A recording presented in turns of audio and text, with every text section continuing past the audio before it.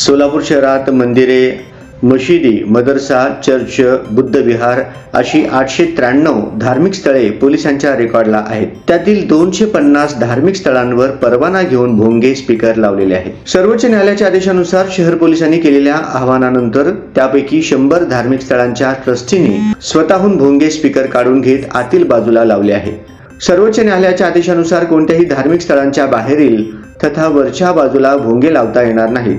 भोंगे लावण्यासाठी यापुढे परवाना दिला जाणार नाही। धार्मिक स्थळांवरील भोंग्यांऐवजी आता आवाजाची मर्यादा पाळून स्पीकर लावावा लागणार असून तोही आतील बाजूलाच असणार आहे। तत्पूर्वी शहरातील सर्व पोलीस ठाण्यांच्या प्रभारी अधिकाऱ्यांनी त्यांच्या हद्दीतील धार्मिक स्थळांचे ट्रस्टी, मौलवी, पुजाऱ्यांसमवेत बैठका घेतल्या। त्या बैठकीत पोलिसांनी केलेल्या आवाहनानंतर अनेकांनी धार्मिक स्थळांवरील भोंगे स्वतःहून काढण्यासाठी सकारात्मकता दर्शवत ते काढूनही घेतले। विनापरवाना भोंगे किंवा स्पीकर लावून न्यायालयाच्या आदेशाचे उल्लंघन केल्यास संबंधितांवर कारवाई देखील केली जाणार आहे।